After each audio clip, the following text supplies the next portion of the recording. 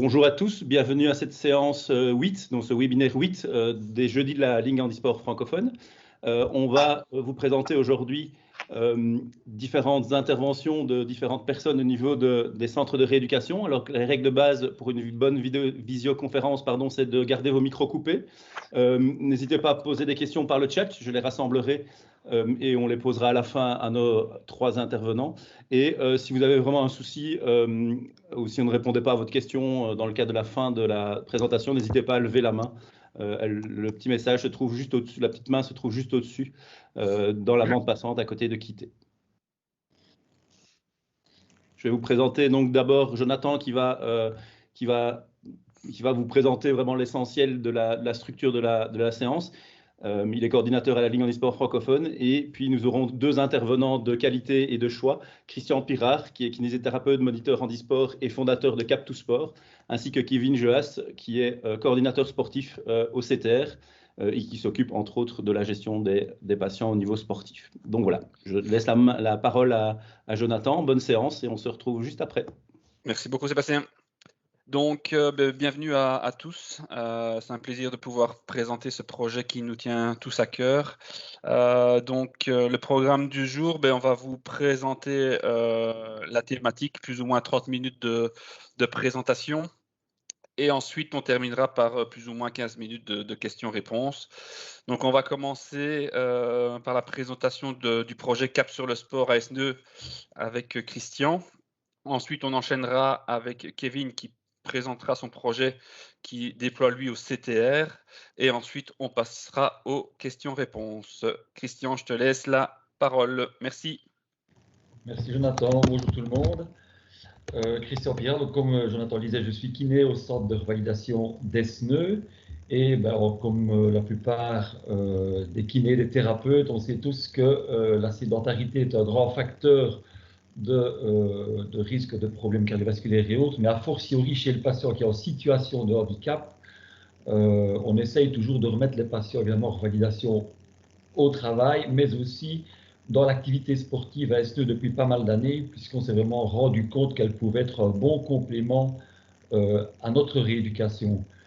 Alors, on sait tous, les thérapeutes, les habitués en médical, mais que la capacité de faire un effort pour un organisme, pour un être humain, se mesure avec la VO2 max. Tu peux passer, Jonah.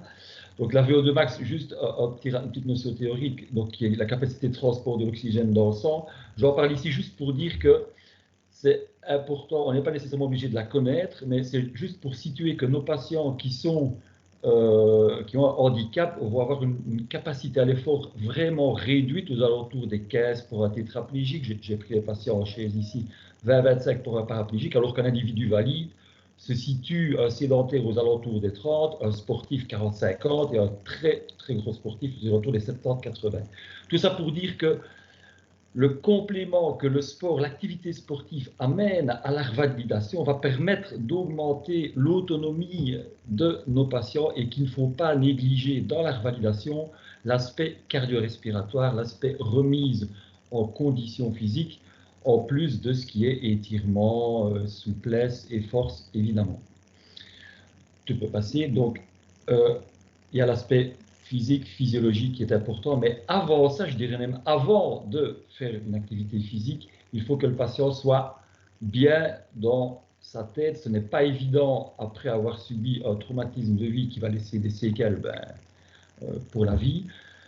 Donc on a la chance d'avoir un peu de matériel depuis pas mal d'années, et une des premières sorties qu'on propose à nos patients au niveau activité sportive, c'est les sorties en vélo. Et ça permet aux patients tout doucement d'affronter le regard des autres, ça permet de sortir de l'hôpital quand ils sont hospitalisés depuis des mois, ça leur permet tout doucement d'entamer un processus de résilience, de reconstruction après avoir subi un traumatisme.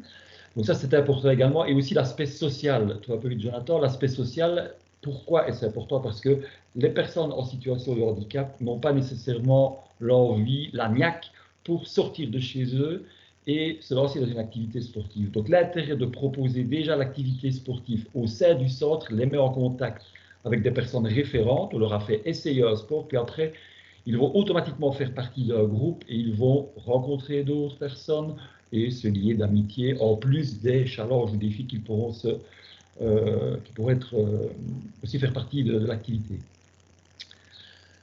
À Esneux, depuis 1995, on a lancé une activité basket, et alors, ça c'était accessible tous les lundis soirs aux membres, aux patients qui étaient en validation, et on s'est dit avec mon collègue Pierre Franquinet, à l'époque, comment ferait-on bien pour acheter du matériel? Parce que le nerf de la guerre, c'est l'argent, comme partout. Les hôpitaux ne financent pas l'activité handisportive, ne financent pas le matériel sport. Donc on a créé une journée sportive qui est assez connue maintenant, qui s'appelle le jogging d'Esneux en courant ou en roulant, où on mixe les activités handisport et pour les valides, ce qui nous a permis depuis maintenant 16 ans d'acquérir un peu de fonds et de pouvoir acheter pas mal de matériel. Et dans la foulée de ce jogging, au cours de ces années, on a mis diverses activités en place. On participe régulièrement à divers événements organisés par diverses manifestations, à Bourg-de Ravel, le Spicy, des événements organisés par nos collègues de Luxembourg, Back to Sport, je salue, parce que je pense qu'ils sont là aujourd'hui. Et on a pu créer Cap to Sport en 2017 parce que le projet de Cap 48 et surtout de la Ligue handisport francophone a été de mettre le sport au sein des centres de revalidation. Tu peux passer, Jonas. Et donc, l'objectif, c'était vraiment de faciliter l'accès à la pratique sportive, et ce projet a lieu dans les 3 universités, l'ULG, l'UCL et l'ULB. Donc Cap 48 a permis des moyens financiers et humains. À Esneux, on a décidé de splitter le temps plein en 2 mi-temps, qui est pris par Morgane Deby et moi-même. Cette convention de Cap 48 s'arrête faite cette année, mais à Esneux, on a la chance de pouvoir pérenniser l'activité grâce à l'intervention, il faut le dire, de Christie Montréal, qui a pu nous avoir des subsides via l'AVIC. Donc je le disais, Cap to Sport est vraiment, comme dans les 2 autres centres, l'intermédiaire indispensable, je dirais, entre les structures hospitalières, quelles qu'elles soient, les centres de revalidation, et des clubs plus spécialisés dans telle ou telle discipline, que vous voyez là à droite. Donc c'est vraiment notre rôle, c'est de proposer l'activité sportive, et puis après de diriger le patient vers des personnes, ou le membre vers des personnes référentes s'il veut performer dans telle ou telle activité, ou alors il peut tout simplement rester chez nous et venir faire des activités de loisirs comme il le fait déjà quand il est hospitalisé. Pour s'inscrire chez nous, bien, c'est pas très compliqué. Les personnes que l'on connaît, évidemment, on les aura initiées au sport, et on aura un peu cerné avec elles le sport qu'elles voulaient pratiquer. Et les personnes que l'on ne connaît pas, on a un petit entretien préalable avec eux, et on cible un petit peu leur desiderata, leur sport. Il faut savoir que tous les handicaps ne peuvent pas faire tous les sports, c'est évident. On leur permet de venir 1 fois, 2 fois, 3 fois. On n'est pas très regardant à nos activités. Et puis après, il faut bien en parler un petit peu, on leur demande une cotisation.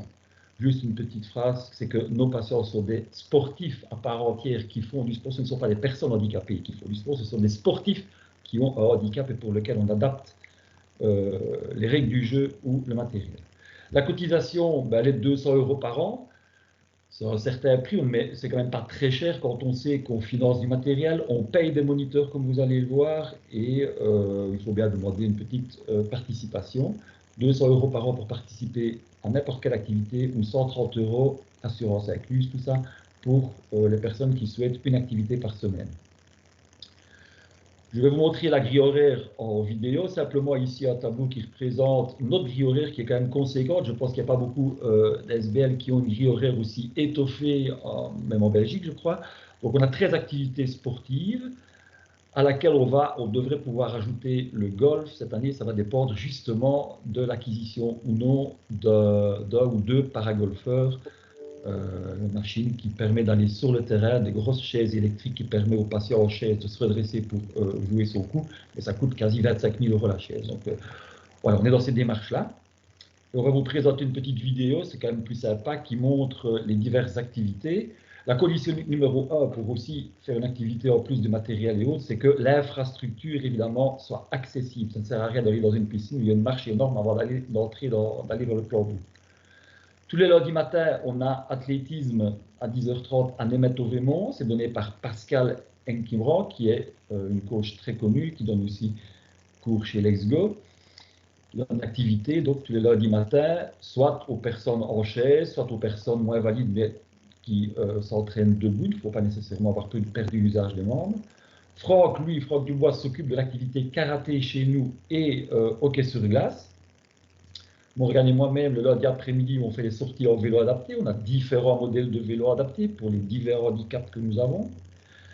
L'activité phare, parce que la plus ancienne qui est donnée par David Servet et Marc van der Tomen, l'activité handi-basket, activité très appréciée, c'est du basket pour tous, IMC ou autre, c'est pas visé compétition, mais s'il y en a qui veulent se diriger, on peut les diriger facilement ailleurs. L'activité tennis donnée par Laura a lieu tous les mardis et les vendredis. C'est la seule activité qui est dédoublée parce qu'elle rencontrait, avant le Covid évidemment, un beau succès. Pierre Pigori a lancé l'activité handball. C'est la première équipe de handball en fauteuil roulant qui a été mise sur pied en 2017, qui a été rejointe maintenant par une équipe à Louvain, je pense, et peut-être en Flandre. Pour les personnes un peu moins valides, peut-être encore, on propose des activités un peu plus calmes, le tai chi, ça se fait au sein de notre centre de revalidation le mercredi matin. Tout ça a été filmé, évidemment, avant le Covid, vous imaginez bien. Je donne avec Morgane l'activité tennis de table et badminton le mercredi après-midi. De nouveau, matériel adapté, salle accessible, chaise roulante adéquate. On a une salle de fitness en externat qui propose du matériel évidemment accessible, du matériel de musculation accessible aux fauteuils roulants, ce que l'on ne rencontre pas partout ailleurs, pas dans les salles de fitness classiques. Donc on a créé une activité fitness tous les mercredis soirs. La piscine, comme je disais, il faut pouvoir accéder au plan d'eau. Ce n'est pas dans toutes les piscines. On rencontre parfois des obstacles auxquels on ne pense pas pour passer une chaise roulante. Donc il faut qu'il y ait une accessibilité. C'est comme partout. Ça se fait à Esneux, donc on essaie à Roterimers, on essaie d'avoir des activités proches de notre centre de revalidation pour raccourcir les déplacements, évidemment. Initiation à l'équitation, qui est la seule activité qui a pu être conservée quasi tout le temps pendant le Covid avec l'activité vélo, puisqu'elle se fait en extérieur, travail de l'équilibre et autres, et initiation à l'équitation, par l'ASBL Hippopassion, avec laquelle on travaille depuis 2014. Et Franck donne aussi le cours de hockey sur glace. Et évidemment, Franck se fait un plaisir, même de mettre des valides dedans. Il aime bien ça et il faut venir essayer. Ce n'est pas si facile que ça du tout. Comme je vous le disais, quelques photos pour vous montrer qu'on participe à divers événements, en groupe ou en plus petit groupe ou en grand groupe. Triathlon au lac de l'Odeur, à la Gilep, triathlon de la Gilep aussi, avec nos collègues luxembourgeois également. On participe parfois, ici c'était le semi-marathon le plus rapide de Belgique, puisqu'il ne fait que descendre sur le Ravel. Et on organise des petits séjours sportifs très appréciés, séjours nautiques près d'Amsterdam. On était, en général, on est une vingtaine de personnes, avec 3-4 valides et le reste des personnes de mobilité réduite. Et l'activité qui a plu énormément, puisqu'on avait bien réussi avec un beau soleil avant la période Covid, malheureusement on n'a pas pu aller l'année passée ni cette année. On était à la plagne, donc il faut trouver des moniteurs qui ont l'habitude de s'occuper de personnes en chaise, une station qui est plus ou moins adaptée, c'était à la Plagne, donc en France, parce qu'on pourra y retourner l'année prochaine. Et alors, avec nos collègues luxembourgeois, on a mis en place l'événement le plus humain, le plus riche au niveau humain qu'on a eu le plaisir d'organiser depuis pas mal d'années. C'était riche au niveau émotion, comme on peut le voir ici. C'était le Transardennes Biking Heroes. On avait fait Luxembourg, Esneux-Luxembourg en 3 jours par équipe de 4, avec 1 ou 2 personnes à mobilité réduite. Ça devait avoir lieu la semaine prochaine. Évidemment, ce n'est pas possible. On espère qu'on pourra le faire, l'organiser l'année prochaine avec Back to Sport Luxembourg. Alors, comme je vous le disais, le matériel est super coûteux. On vient d'acheter 10 chaises roulantes. On a reçu des subsides de la part du prix ardent, certes, mais il faut quand même financer le reste. Pour notre équipe de handball, petite parenthèse pour dire que nous organisons avec Pierre Pigori, notre coach de handball, le premier tournoi international de handball en fauteuil roulant. Ça n'a jamais eu lieu en Belgique, a fortiori, puisqu'il n'y avait pas d'équipe. Il y a des équipes qui vont venir d'Allemagne, de France, peut-être du Portugal, peut-être de Croatie ou autre. Donc ça va se faire à la freineuse. Et quand on invite 10 équipes de handball, vous imaginez, il faut trouver l'infrastructure qui peut accueillir plus ou moins 80 personnes en chaise roulante. Ça ne se trouve pas partout. Et on a pu trouver ça au centre adepte de la freineuse à Spa, qui va collaborer pour la première fois avec le domaine de Nivesé. Donc on espère pouvoir compter sur vous Et aussi, si vous pouvez nous aider à trouver des petits sponsors, ben on n'est pas contre parce que c'est un budget de 20 000 € ce tournoi-là sur 2 jours.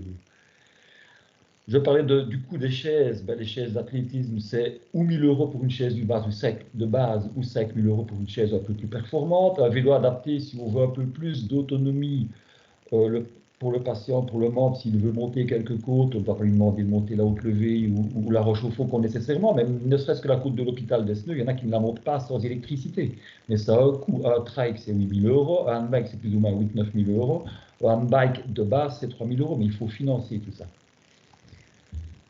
Grâce à tout ce qu'on organise à la vente de Cuberdon, à la vente de vin, au souper, au jogging d'Esneux, à des associations ou des écoles qui nous aident parfois, qui font des marches parrainées pour nous, on a pu acquérir pas mal de matériel, comme vous le voyez là, depuis toutes ces années. Donc je ne vais pas le détailler, il n'y a pas besoin, mais c'est pour dire qu'il faut vraiment se battre au quotidien. Et nous, les divers SBL sont tout le temps dans le même combat. Il y a un grand rôle évidemment de loisirs, d'activité physique qui est là, mais derrière tout ça, dans l'ombre, il y a un rôle énorme administratif pour aller chercher le financement nécessaire à pouvoir organiser et pérenniser ces activités. Notamment, il peut passer notamment les camionnettes qui nous permettent aussi d'amener les patients sur nos lieux d'activité. Alors, je vais terminer avant de passer la parole à Kevin par le témoignage, 3 témoignages, c'est 3 personnes qui sont nos membres. Il y a d'abord Luc, qu'on a vu en photo au début avec ses 2 enfants, qui est passé par notre centre. Forcément, il a pu tester différents sports adaptés et maintenant il est vraiment très actif chez nous. Et au départ, il était essentiellement axé sur sa vie familiale et professionnelle. Puis voilà, drame de moto. Et maintenant, il est à fond dans le sport adapté. Il y a Mabel, c'est son prénom, qui vient de Bolivie, qui nous a cherché sur Internet, qui nous a trouvé parce qu'elle avait envie de trouver justement des compagnons de route. Elle venait pour le sport, mais aussi pour rencontrer du monde, et elle vient toujours chez nous. Et il y a Roger, qui est un petit gars un petit peu connu dans le monde de handisport, Roger Hapsch, qu'on a mis dans un handbike en 2008, oui, je dis bien en 2008. Je ne connaissais pas plus le handbike que ça. Il a participé à notre jogging d'Esneux 2008, puis dans le décours du jogging, il a acheté un handbike, participé à quelques compétitions nationales puis internationales de handbike. Plus récemment, il y a quelques temps, il a troqué sa chaise de handbike contre une chaise d'athlétisme, et là, récemment, il vient d'être promu premier dans sa catégorie, premier au ranking international au 100 mètres chaise, si je ne m'abuse, Jonathan. C'est ça. Oui, c'est ça. Donc, je vous laisse écouter leur témoignage. Je m'appelle Luc, j'ai eu un accident de moto en 2017. Suite à ça, je me suis retrouvé paraplégique. J'ai été hospitalisé et puis je me suis retrouvé au centre de revalidation au CHU à Esneux. Là, j'ai fait la rencontre de Christian qui était mon kiné. Et grâce à lui, il m'a fait découvrir Cap2Sport. Ça m'a permis de faire des choses que je ne pensais pas faire avant, comme refaire du ski, faire du vélo, faire du tennis, de la natation. Tous ces sports, on peut les faire avec Cap2Sport. Il s'est créé une équipe de handball et l'objectif, c'est de pouvoir essayer de grandir et de faire certains tournois. On en a déjà fait ici il y a peu et pouvoir alors aller en France, aux Pays-Bas ou voire peut-être même en Allemagne et participer peut-être au championnat d'Europe si tout va bien. Je m'appelle Mabel Claus, j'ai 35 ans. Je suis d'origine de Bolivie. J'ai eu mon accident à l'âge d'1 an et demi. J'ai un train qui m'a roulé sur les jambes.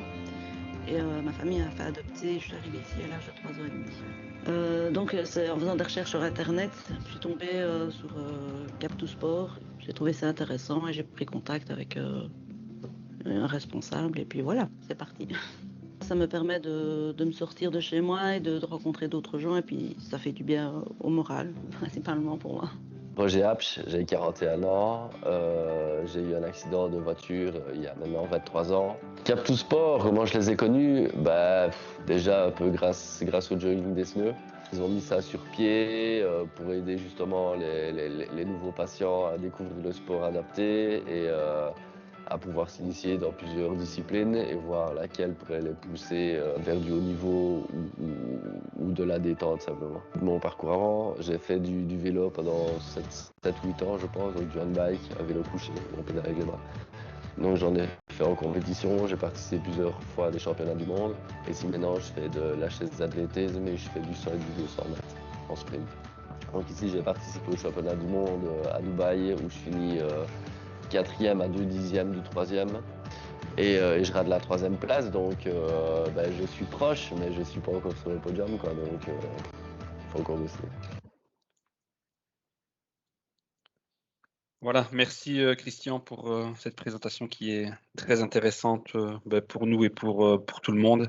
Je vais laisser la parole à Kevin qui va lui présenter son projet qu'il développe au CTR et à la SCTR. Donc voilà, Kevin, c'est à toi. Merci Jonathan, merci Christian. C'était vraiment super intéressant. À mon tour de vous présenter un peu le projet. Bonjour à tout le monde. Donc nous, on est situé sur Bruxelles. On a un centre de rééducation qui s'appelle le CTR, où du coup, il y a plus ou moins une petite moitié des patients qui est susceptible de participer au projet sportif. Et ensuite, on a l'ASCTR, qui est un club handisport, comme vous le voyez, qui a été créé en 1954, donc 6 ans avant les premiers Jeux paralympiques. Donc c'est pour vous dire à quel point ce club est vraiment un ambassadeur du mouvement paralympique en Belgique, si pas en Europe.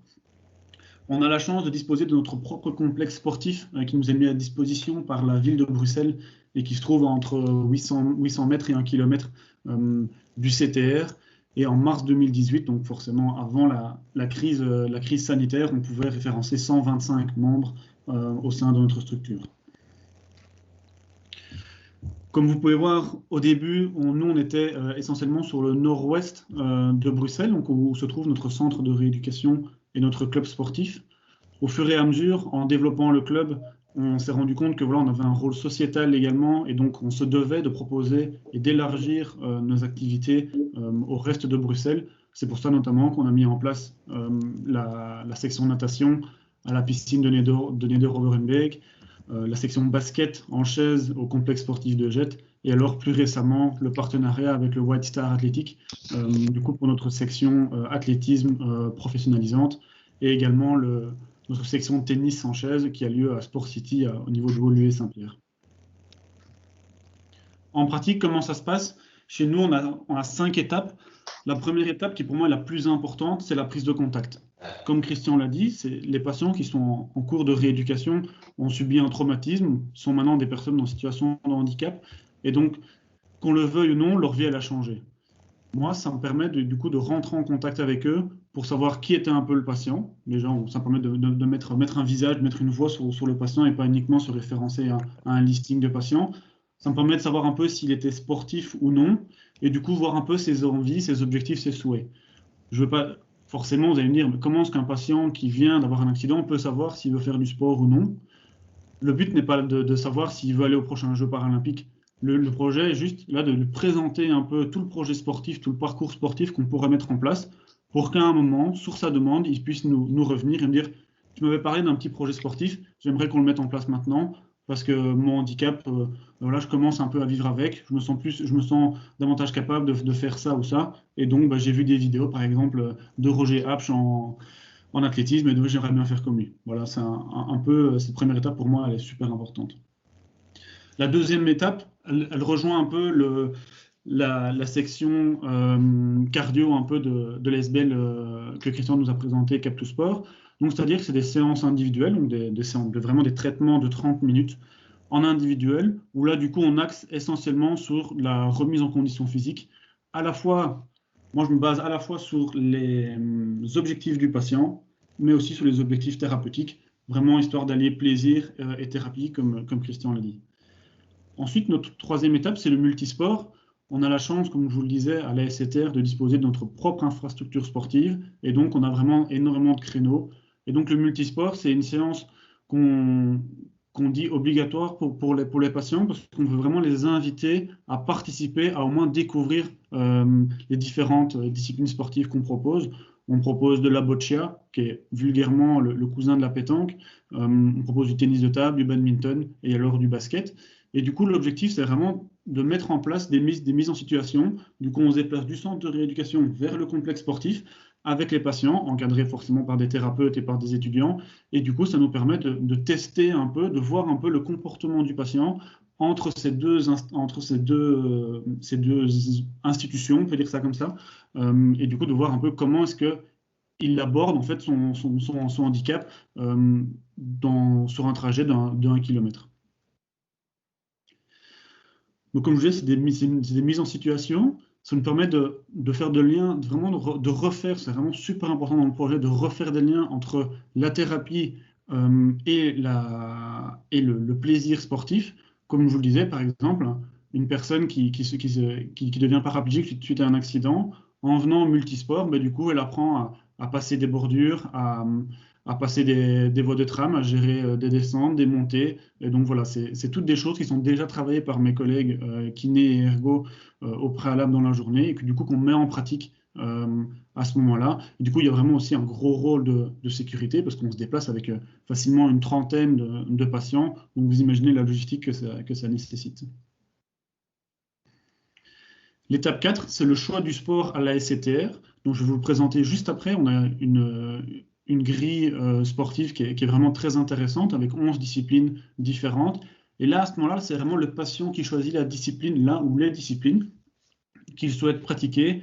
Chaque discipline est prise en charge par un coach spécialisé, soit qui est un ancien patient du CTR, soit par une personne qui exerce cette fonction-là depuis un certain temps et qui possède vraiment une expertise dans la prise en charge de personnes à mobilité réduite dans une discipline spécifique. Et alors, notre dernière étape, je vais revenir juste un petit peu avant. Merci. La dernière étape, c'est la recherche d'un club proche du domicile. C'est parce que voilà, au CTR, on n'a pas que des patients qui viennent de la région bruxelloise, ils viennent d'ailleurs, des fois de l'étranger. Et du coup, voilà, pendant leur rééducation, ils ont pu goûter à ce projet sportif au sein de notre centre. Et du coup, on trouvait dommage du coup, de les renvoyer chez eux, un peu les mettre devant le fait accompli. Mais maintenant, je cherche un club par moi-même. Nous, on a l'avantage d'avoir des contacts, des collaborations. Et du coup, ça nous permet de faciliter, entre guillemets, ce passage entre la vie en rééducation et du coup, le retour à la vie normale. Et du coup, comme je vous le disais, voici notre grille sportive. Comme vous voyez, on a 11 disciplines différentes. À l'heure actuelle, on estime qu'on est plus ou moins capable de prendre en charge 80% des handicaps qu'on retrouve au sein de notre centre de rééducation, le CTR. Et donc là, c'est vraiment écrit en tout petit, donc je m'excuse, vous ne savez pas voir les horaires, mais tous les horaires, en fait, ont été établis de sorte à ce que les patients puissent aller à leur entraînement sportif pendant les heures de traitement du CTR. Ça peut paraître anodin, mais à savoir que passer 17h, 18h, forcément, on arrive dans une tournante au niveau des équipes pluridisciplinaires. Les thérapeutes, la majorité des thérapeutes ne sont plus là. Et du coup, c'est pour éviter une surcharge aussi de nos collègues dans les soins infirmiers. Parce que voilà, si le patient doit choisir entre avoir son soin du soir par les infirmiers ou alors venir au sport, il est plus que probable qu'il choisisse du coup ces soins infirmiers qui sont liés vraiment à son hygiène et à sa santé. Donc c'est pour ça que du coup ça nous permet aussi de faciliter les échanges et la participation de nos patients auprès de toutes nos structures sportives. Des projets pour 2022 qui étaient des projets 2021, mais à cause du Covid qu'on reporte. On a comme projet, ça va se finaliser, la création d'une section CrossFit à Dilbeek. Donc le CrossFit, c'est quoi? C'est une pratique sportive qui nous vient des États-Unis, qui consiste à allier plusieurs disciplines sportives, donc l'haltérophilie, la gymnastique et ainsi de suite. Et donc c'est vraiment un nouveau sport qui a vraiment, quand il est bien pratiqué, j'insiste là-dessus parce qu'on a souvent des fausses croyances, qui quand il est bien pratiqué peut vraiment avoir des vertus thérapeutiques super intéressantes. On a en collaboration du coup pour la création d'une section de para-hockey, notamment avec le programme Hockey Together, qui a pour objectif vraiment d'ouvrir le hockey sur gazon pour toute personne porteuse de handicap. Et alors, du coup, on a comme projet de participer avec nos collègues d'Esneux du coup, à un séjour paraski à La Plagne, on espère en mars 2022. Ça fait déjà 2 années que c'est reporté, comme Christian l'a dit. Donc, on espère pouvoir offrir ça à nos membres, à nos sportifs et à nos patients. Et alors également le séjour nautique aux Pays-Bas, comme vous avez pu le voir dans la vidéo de Christian. Alors, souvent, les questions de mes patients sont OK, mais comment est-ce qu'on passe du sport loisir au sport de performance? Très brièvement, parce qu'il y a déjà eu un webinaire là-dessus sur la classification. Mais voilà, en fait, toute personne à mobilité réduite doit passer par une classification. C'est en gros, on va lui attribuer une catégorie dans laquelle il va pouvoir réaliser des compétitions.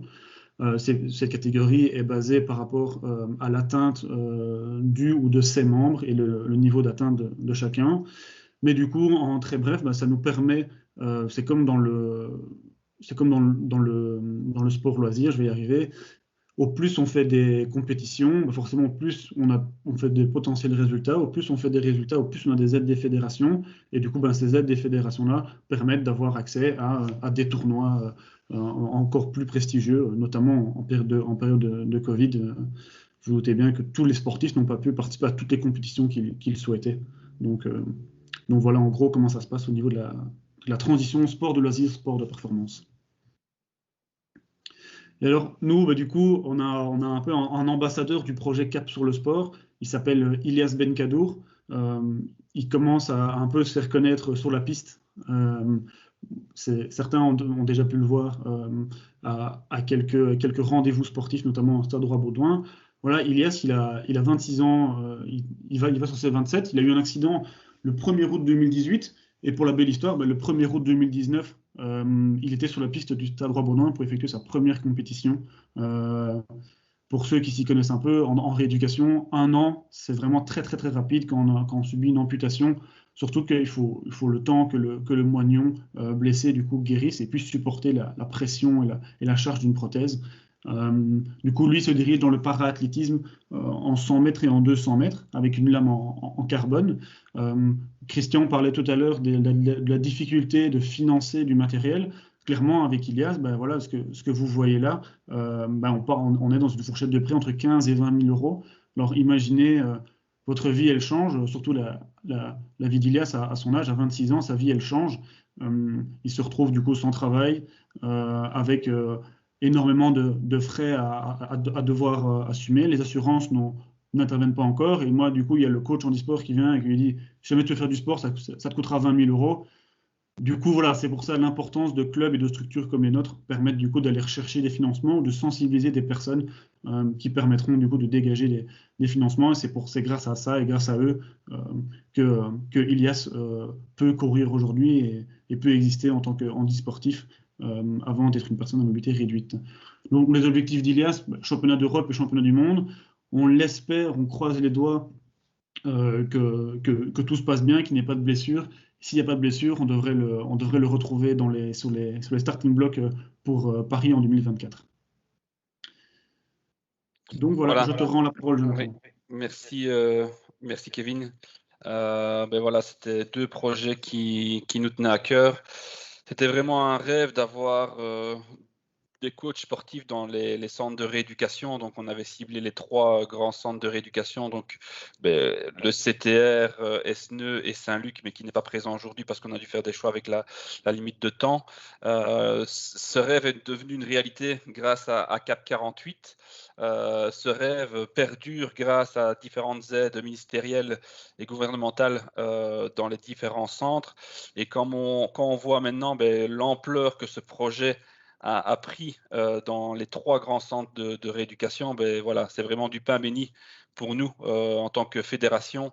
Voilà, on est vraiment à la source, c'est notre public cible est là et on peut compter sur 3 grands clubs sportifs qui permettent de mettre au sport au plus vite les patients et de les rediriger ensuite vers les clubs de la Ligue handisport francophone. Donc encore un grand merci Christian et Kevin pour le travail au quotidien et pour cette présentation. Mais voilà, donc on va passer aux questions-réponses. Donc là, je vais laisser la parole à Sébastien qui va pouvoir faire un petit état des lieux des différentes questions qui se trouvent dans le chat. Et ensuite, voilà, ce sera Kevin, Christian ou moi qui répondrons. Donc voilà, Sébastien, est-ce qu'il y a des questions ? Pour l'instant, il n'y a pas de questions, mais ils peuvent aussi lever leur main s'ils le souhaitent, poser une question en direct. N'hésitez pas. Voilà, c'est plus facile. Peut-être parfois plus facile en levant la main de poser directement une question. Également, n'hésitez pas. Les intervenants sont là pour y répondre.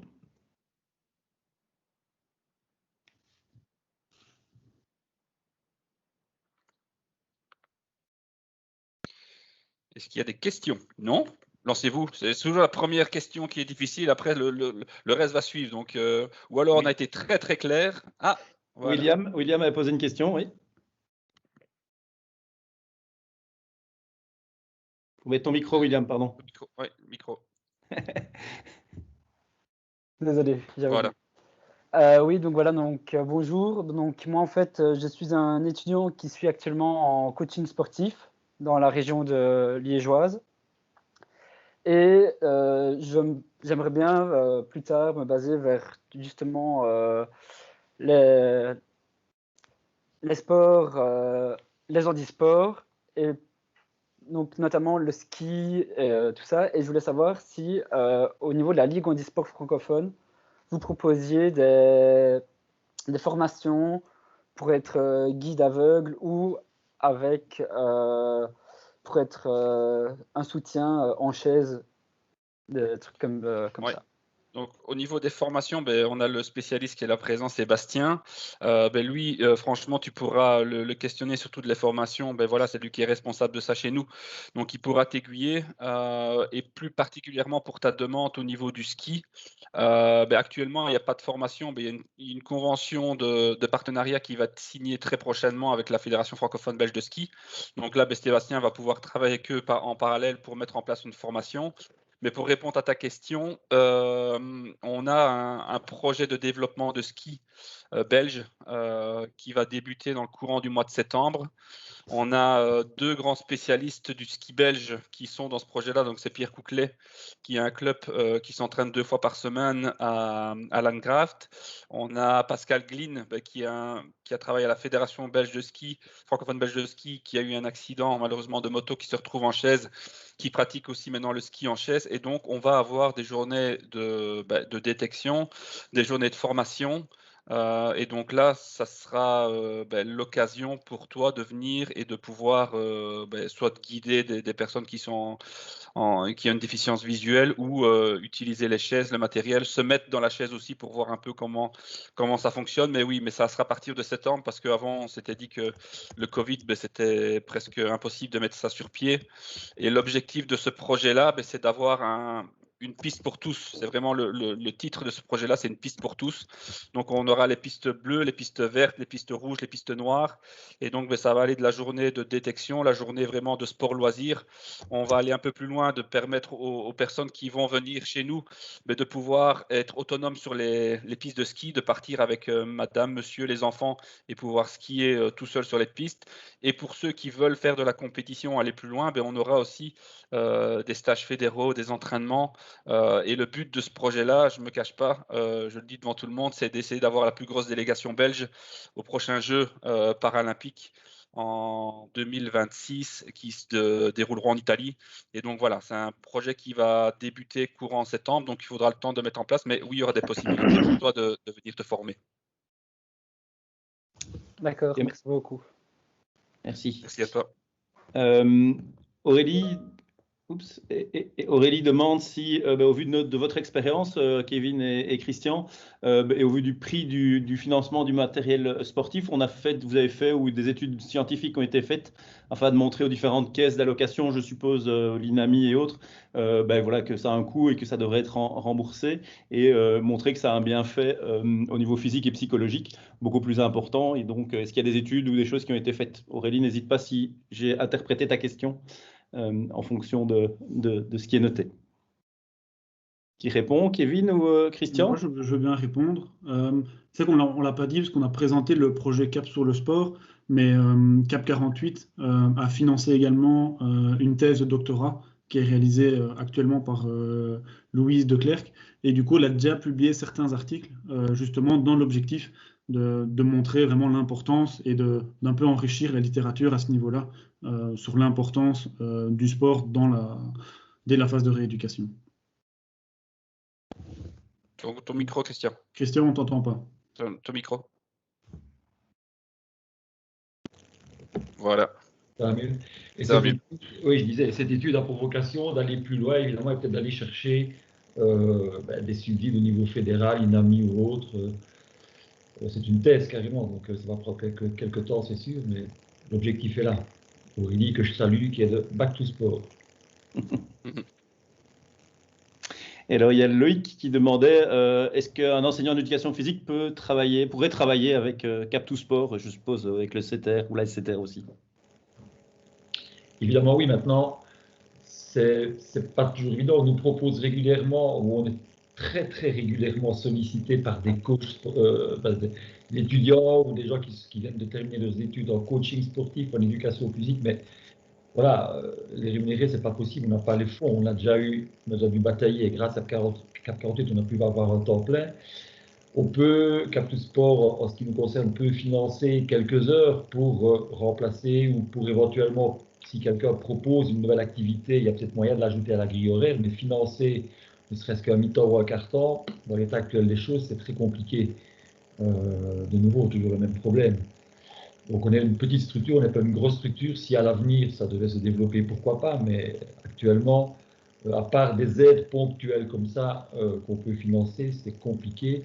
Et alors on a énormément aussi de sollicitations de bénévoles qui veulent nous aider toute l'année pour divers événements. Mais vu la situation actuelle, c'est plus compliqué, mais voilà, c'est pas faire des miracles. Et pour enchaîner là-dessus, encore une fois, il y a les formations qui existent chez nous. N'hésitez pas à contacter Sébastien. Voilà, en sortant parfois d'un bachelier ou d'un master, on n'a pas beaucoup de formation au niveau du handisport. Et là, Sébastien va beaucoup plus loin au niveau de nos formations à nous. Et en plus, maintenant, va essayer d'implanter ça dans les différents cursus scolaires. Donc voilà, c'est encore quelque chose en plus pour vous en tant que futur prof d'éducation physique ou prof d'éducation physique qui sont déjà en train de travailler.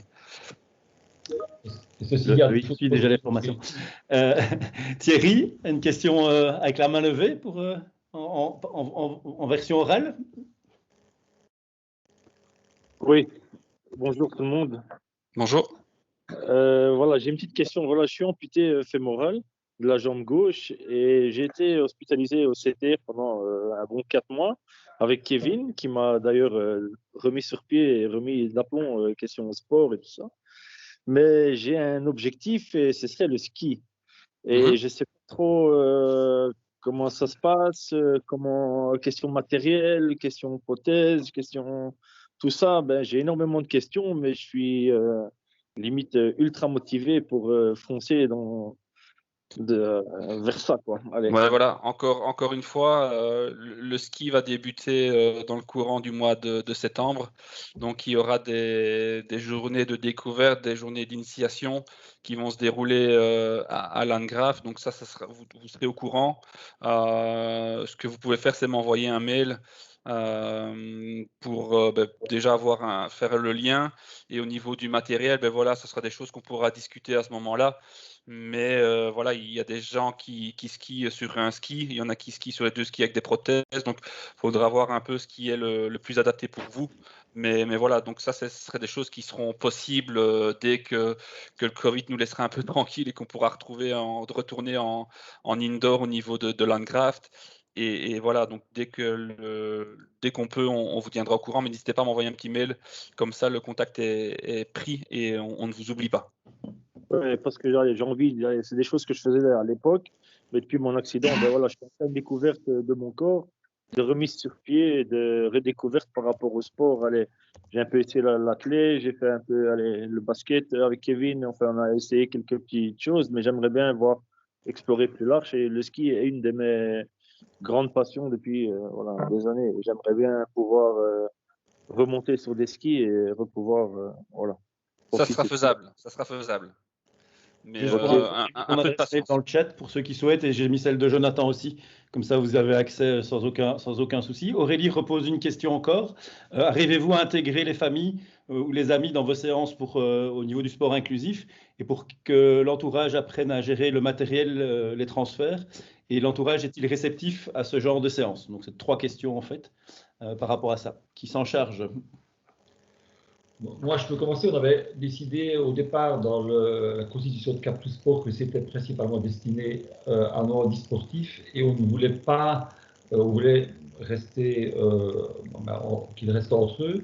Et on intègre à leur demande, mais c'est spécifique à ce moment-là, si un joueur de tennis notamment a voulu jouer avec son conjoint ou sa famille, à ce moment-là, on les prend à part, mais on ne les intègre pas dans le club. On ne l'a jamais fait pour le moment. Mais voilà, on peut le faire de manière isolée comme ça, mais alors on a énormément de bénévoles, comme je disais, qui gravitent autour quand on participe à certaines activités. Si on va au Luxembourg, comme on ira le 20 juin, participer à leur activité vélo, on aura tout de suite 5-6 bénévoles valides qui viennent participer à l'activité, oui, mais pas de manière régulière à nos activités hebdomadaires. Je ne sais pas chez Kevin. Nous, de notre côté, c'est un peu pareil. Bien sûr, hors période Covid, les proches, les familles peuvent venir quand elles veulent aux activités et aux traitements. Et du coup, ça nous arrive de temps en temps, par exemple, avant et après un entraînement handbike, la famille est à proximité et du coup, pose beaucoup de questions sur comment faire un transfert, ce à quoi il faut faire attention. Et si les personnes si c'est pas des entraînements en inclusion, on garde quand même beaucoup de contacts. Moi, je suis régulièrement contacté par d'anciens patients qui souhaitent du coup qu'on replanifie un rendez-vous pour apprendre à leurs frères, à leurs sœurs, à leur papa, à leur maman, un peu comment on effectue un transfert, les choses auxquelles il faut être attentif. Mais des séances en inclusion, nous à la STR, dans le projet que je vous ai présenté, non. Après, ça me permet d'introduire un autre projet qu'on va mettre sur pied dès la fin du Covid, qui est un projet pour les déficients visuels avec le centre russe, où là, clairement, il y aura des entraînements de psychomote pour les enfants, mais aussi pour les plus grands enfants et pour les adultes, orientés, là, du coup, avec les familles.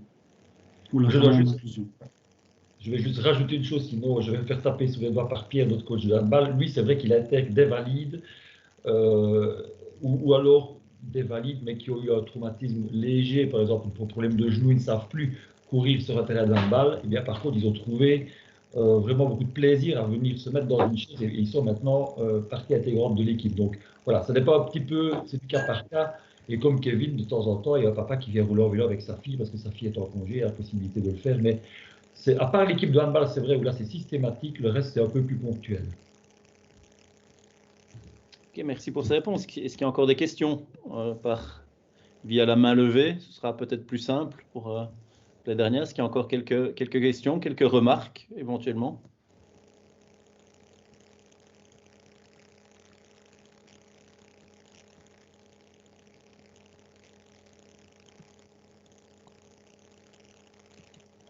Donc moi je pense qu'on peut rester pour ceux qui le souhaitent encore quelques instants. Christian et Kevin, pour les plus timides qui n'osent peut-être pas poser de questions, on va rester avec Jonah. Pour les autres, on va vous souhaiter une bonne soirée. Vous remercier d'avoir été présent à cette activité. Il y a un bip. Quelqu'un qui remercie, ok, d'avoir été présent et d'avoir interagi avec nos intervenants. N'hésitez pas à reprendre contact, vous avez nos adresses mail. Et dans 15 jours, ce sera le webinaire 9 sur tout ce qui est labellisation des clubs et des cercles pour personnes handicapées. Donc n'hésitez pas à diffuser l'information. Super. Si vous désirez aussi la présentation, vous pouvez laisser votre adresse mail dans le chat. On a toujours accès à ce chat-là. Donc, on peut vous envoyer la présentation par email demain en première heure. Donc, voilà, n'hésitez pas à laisser l'adresse mail dans le chat si vous désirez une copie de la présentation. Et pour ceux qui souhaitent ou qui savent qu'il y a des amis ou des collègues qui ont raté, l'intervention sera... La présentation sera disponible demain en courant de journée sur la chaîne YouTube de la Ligue Handisport francophone. Donc, n'hésitez pas à aller la contacter. Je vous souhaite une bonne soirée et à bientôt. Je vais arrêter l'enregistrement. Merci beaucoup. Merci à vous. Merci tout le monde. Et bonne soirée.